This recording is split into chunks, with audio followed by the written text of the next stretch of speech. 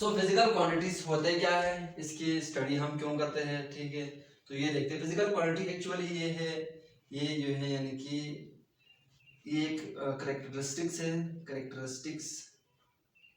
Characteristics of, इसकी definition बहुत सारे हैं लेकिन ये मैं एक देता हूँ। करेक्टरिस्टिक्स ऑफ मैटर है, ये मैटर की खुसूसियात है।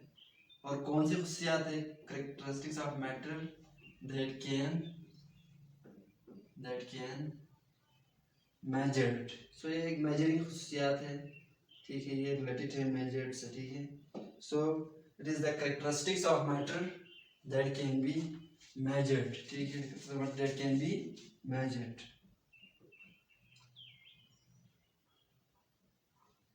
So it is a characteristics of matter that can be measured is physical quantity, इसको all measurable quantities भी कहते हैं।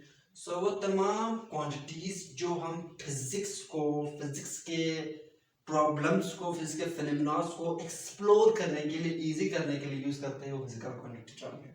वो एक एक्चुअली प्रॉपर्टी है, मैटर की प्रॉपर्टी है ना, मैटर की स्टडी करनी है हमने। और मैटर के अलावा, ठीक है, मैटर की ही सिर्फ नुमाइश नहीं होती भाई, इसमें टाइम है, टाइम कौन से मैटर है ये तो हमें नहीं पता। तो इसके कहने का मतलब ये है कि फिजिक्स के जितने भी प्रॉब्लम्स है उनको सॉल्व करने के लिए, फिजिक्स जितने भी मतलब मैटर फिनोमेना से, फिर तो मैटर के बारे में पढ़ना था, ठीक है, ठीक है। तो मैटर से रिलेटेड जितने भी आपके पास फिजिकल प्रॉब्लम हो, जो भी प्रॉब्लम हो, वो सब हम पढ़ते हैं फिजिकल क्वांटिटीज में। उनको सॉल्व करने के लिए किसी, ठीक है, क्वांटिटी की जरूरत है, वो क्वांटिटी हमारा क्या है, फिजिकल क्वांटिटीज है। इसके बहुत सारे तो इसके characteristics of matter that can be measured है, ठीक है, वो मेजर कर सके हमको, ठीक है। ये हो गया हमारा फिजिकल क्वांटिटीज। तो फिजिकल क्वांटिटीज का मतलब क्या है? The characteristics of matter that can be measured, जो मेजर कर सके मैटर को, ठीक है। मैटर से मतलब है कि आप किसी भी चीज की मेजरमेंट करते हैं। तो फर्ज करें आप, हम किसी चीज की लंबाई के बारे में बात करते हैं, लेंथ लेंथ मैं आपको कॉमन एग्जांपल दूंगा। फर्ज करें मेरे पास ये एक बॉक्स पड़ी हुई है यहाँ पर, ठीक है, ये बॉक्स मेरे पास पड़ी हुई है, ठीक है। ये कोई इस बॉक्स का पूरा नाम दो हम एक्स, फर्ज करिए पूरा बॉक्स का नाम एक्स है, ठीक। सिंपली मैंने आपको समझाने के लिए जस्ट। तो फर्ज करें हम जो है एक मैटर से बने हुए सब्सटेंस है, ये सब्सटेंस है मैटर से बने हुए हैं। तो इसकी क्या क्या खुसूसियात है जो हम फिजिकल क्वांटिटी के कवर कर सकते हैं। सबसे पहले इसकी हम लंबाई को कवर कर सकते हैं। लंबाई को देखो, यहाँ से यहाँ तक की जो लंबाई है उसको हम एल कहेंगे, और चौड़ाई जो भी हो उसको भी हम एल कहेंगे, लेंथ। तो क्या मतलब कि लेंथ को हम कवर कर सकते हैं। तो लेंथ का मतलब हमारी क्या है, ये हमारा फिजिकल क्वांटिटी है, यानी कि इस मैटर की खुसूसियात है जो कि हम लेंथ कहेंगे, इसको हम मेजर कर सकें। सो ये देखिए, इसकी लंबाई चौड़ाई मतलब दोनों लेंथ ही है एक्चुअली। लंबाई चौड़ाई दोनों हम मीटर में मेजर करते हैं, यहाँ से यहाँ तक, यहाँ तक जो भी हो, तो ये लेंथ में आएगा। लेंथ और ब्रेथ दोनों मतलब आप समझेंगे शायद फिर से। ब्रेथ मतलब वही है, फिर से ब्रेथ कहते हैं ना, तो ब्रेथ का मतलब भी वही है कि ये चौड़ाई को ही कहते हैं, विड्थ भी कहते हैं, ठीक। उसके अलावा अगर दूसरे में इसके नजर इसके ऊपर जो एरिया पड़ी हुई है, इसको भी हम मेजर कर सकते हैं। तो ये भी मतलब मैटर की खुसूसियात है। सो इसकी एरिया को मैं मेजर कर सकता हूँ, तो एरिया हमारे पास एक बेहतरीन फिजिकल क्वांटिटी में आ जाते हैं, ठीक। और अगर मैं इसका अगर एक और यहाँ पे ये कहूँ कि ये बॉक्स शेप में है, ठीक है, कार्टून या इस तरह के बड़े शेप, बॉक्स टाइप शेप में, तो मैं इसका वॉल्यूम भी कवर कर सकता हूँ। एरिया का फॉर्मूला पता है क्या होता है? एरिया मुख्तलिफ होता है इस तरह के स्क्वायर के लिए, तो ये साइड बाई साइड है, रेक्टेंगल के लिए लेंथ बाई ब्रेथ है, ट्रायंगल के लिए 1/2 बेस इनटू हाइट है, वो अलग है। बस क्योंकि ये यहाँ पे जो इसका एरिया है, जो एरिया वो भी हमारा फिजिकल क्वांटिटी में आते हैं, ठीक है। तो इसको हम मीटर में मेजर करते हैं, इसको मीटर में, चलो उसको हम नेक्स्ट लेक्चर में बताएंगे, यूनिट को छोड़ो। तो ये लेंथ हो गया, एरिया हो गया, वॉल्यूम हो गया, ठीक है। और थर्ड वन हमारे पास, थर्ड तो हो गया, फोर्थ तो वॉल्यूम भी इसी का देखो, इसका लंबाई चौड़ाई और ऊंचाई तीनों को मिला के हम इसका वॉल्यूम मालूम कर सकते हैं। और क्या है इसके अंदर, और इसके अंदर जो एटमों की स्टडी करते हैं उसमें हम अमाउंट ऑफ सब्सटेंस, यानी कि फिर अगर हम मोल की स्टडी कर ले, ठीक है, उसके अंदर की एटम पार्टिकल्स की, तो उसके लिए अमाउंट ऑफ सब्सटेंस यानी कि मोल का ज़रूरी है। तो अमाउंट ऑफ सब्सटेंस में हमारे पास क्या एक फिजिकल क्वांटिटी है, ये हमारे पास आई है। इसके अलावा और क्या है मेरे भाईजान यहाँ पर अगर हम इसका फर्ज करें एक और चीज़, यानी कि कितना गर्म है कितना ठंडा है, इस चीज़ को देखिए, इसके अराउंड को चीज़ देखिए कि कितना गर्म है कितना ठंडा है। तो उसके लिए हम डिग्री ऑफ कोल्डनेस करते हैं, वो टेम्परेचर है, टेम्परेचर फिजिकल क्वांटिटी में आई है भाई, टेम्परेचर हो गया भाई, ठीक। तो ये कुछ फिजिकल क्वांटिटी मेरे सामने निकल के आ रहा है। और इसके अलावा हमारे पास और क्या है, ठीक है। तो अगर कोई फर्ज करें एक और एक एग्जाम्पल, फर्ज करें मैं यहाँ से इसके ऊपर एक जो है इसको धकेलता हूँ यहाँ से इस तरफ, ठीक है।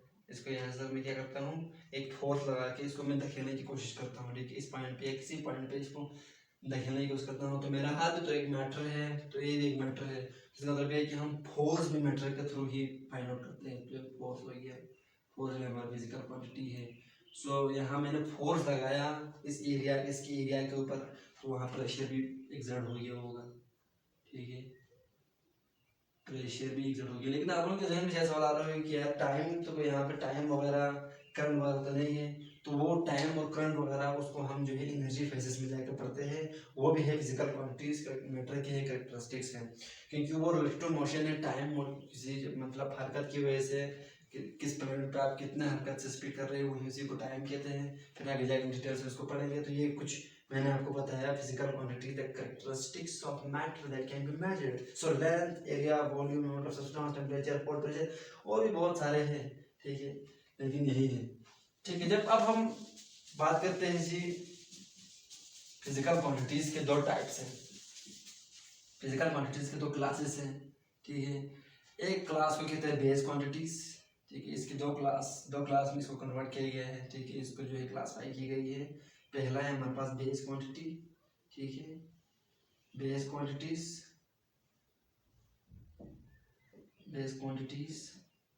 और दूसरा हमारे पास है derived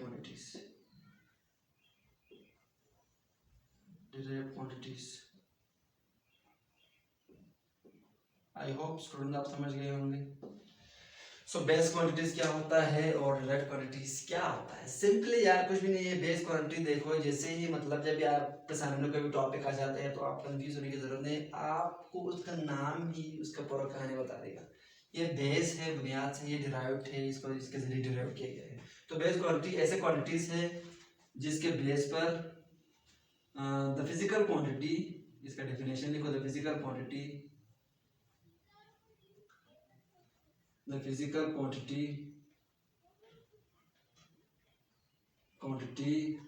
the basis of which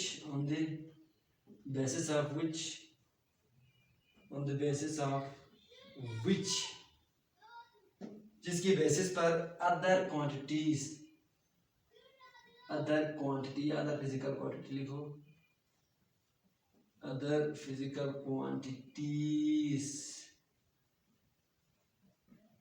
quantities are derived को या एक्सप्रेस्ड को, एक्सप्रेस अच्छा है, एक्सप्रेस्ड इसको जाहिर करते हैं ना। So the base quantity is the physical quantity actually on the basis of which the other physical quantities are expressed। इसके बेसिस पर दूसरे क्वांटिटीज हम तैयार करते हैं। तो बेस क्वांटिटी बुनियाद से शुरू से है, ये 7 है नंबर में, ठीक है। बेस क्वांटिटी नंबर में 7 है। नंबर 1 हमारे पास, अगर मैं बेस क्वांटिटी की बात करूँ तो हमारे पास टाइम है, ठीक है, टाइम और बेस क्वांटिटी है, ठीक है। दूसरा हमारे पास मेरे भाई टेम्परेचर है,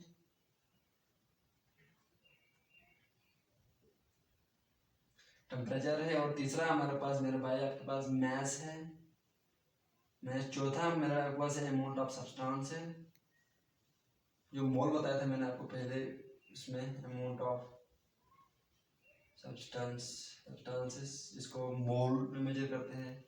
नंबर 5 हमारे पास इलेक्ट्रिक करंट भी इसी में आ जाते हैं, इलेक्ट्रिक करंट भी इसी में आ जाते हैं। नंबर 6 ये हो गया टेम्परेचर, टाइम, मास, लेंथ हमारे पास है। और छठा, और आखिरी में ऊपर लिखता हूँ यहाँ पे, छठा हमारे पास है जी इंटेंसिटी ऑफ लाइट, सॉरी सातवां, इंटेंसिटी ऑफ लाइट,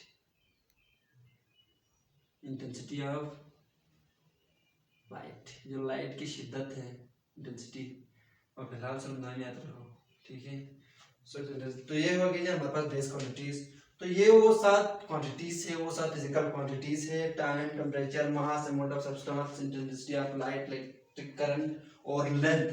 इनके बेसिस पर हम यहाँ से डिराइव्ड क्वांटिटीज क्या करते हैं, बनाते हैं, इनके बेसिस पर हम डिराइव करते हैं डिराइव क्वांटिटीज को। सो इसका डेफिनेशन यहाँ से ये याद करो तो ये ऑटोमेटिकली आ जाएगा, क्योंकि मैथ लॉजिक है भाई, लॉजिक है तो एक लॉजिक से दूसरा समझ आ जाएगा। So these are the physical quantities का फिजिकल क्वांटिटी है एक्चुअली ये भी the physical quantity the physical quantities which are derived या expressed लिखो expressed by base quantities, base quantities, be small, base quantities। तो कहने का मतलब है कि डिराइव्ड क्वांटिटी ऐसे क्वांटिटीज हैं जो हम बेस क्वांटिटी के जरिए बनाते हैं, बेस क्वांटिटी के बेस पर इसको तैयार करते हैं। इसके एग्जांपल में हमारे पास आई है भाई, इसकी एग्जांपल हमारे पास है भाई फोर्स की। फोर्स सबसे कॉमन एग्जांपल है, फोर्स वॉल्यूम, वॉल्यूम है, एरिया है, उसके बाद वेलोसिटी है, फ्रीक्वेंसी है, उसके बाद मेरे भाई आपके पास है एरिया हो गया, वॉल्यूम हो गया, वेलोसिटी हो गया, एक्सेलरेशन है,